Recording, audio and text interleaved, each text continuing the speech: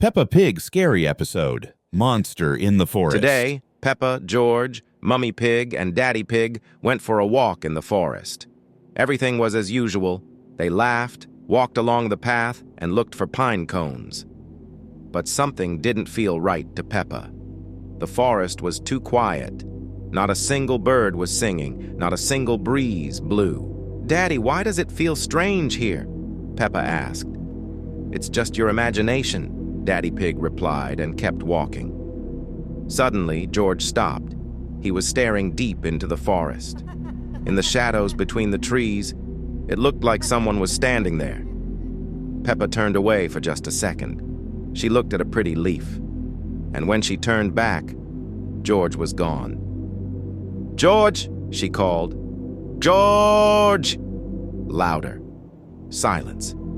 Mummy and Daddy had walked ahead. They didn't hear. Peppa ran into the forest, toward where George had been. She went deeper and deeper. The trees grew taller, the branches more twisted. The air felt cold, like in a basement. Suddenly, a crunch. Peppa turned and saw a figure.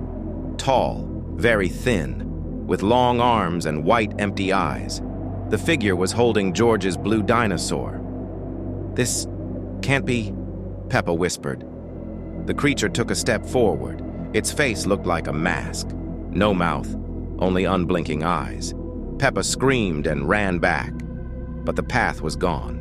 She ran between the trees, tripped, and fell. When she got up, Mummy and Daddy were in front of her. But something was wrong. Their smiles were too wide, and their eyes black like the creature's. "Did you find him?" Mummy asked. Her voice sounded strange, empty. Peppa slowly stepped back, and then behind her, someone whispered, "He found you first." The screen fades to black. The last thing we see is a tree with Peppa's face carved into the bark. No eyes, no mouth, only a scar in the shape of a smile. Peppa Pig Lost Episode, Peppa's Mystery Friend.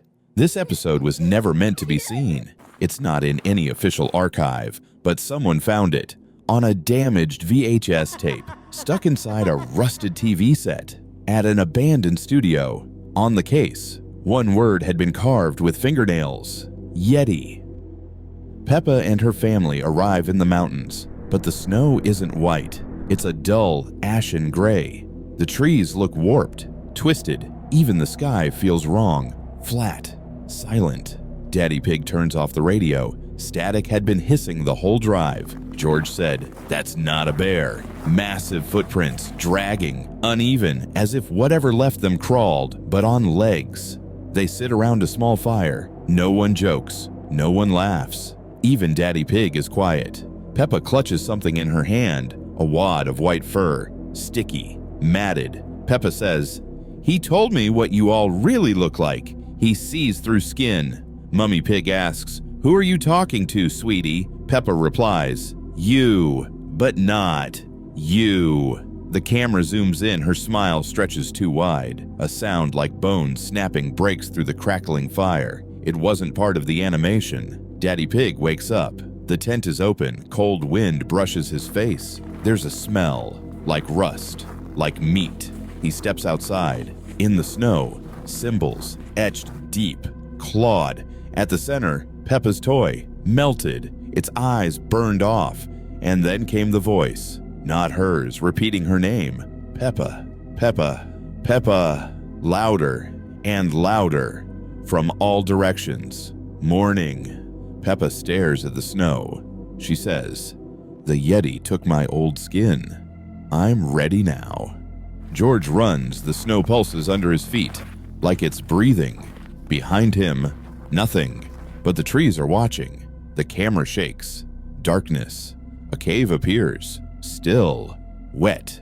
Peppa stands in the middle. She no longer has a face, just smoothness. Blank. Behind her, the Yeti. Its arm is not an arm, it's a collection of limbs, twisted together, still twitching. He places it gently on her shoulder. She belongs to him now. "You're still watching, aren't you?" Black screen. Silence. Then, you see your reflection in the monitor, but the eyes staring back at you, aren't yours.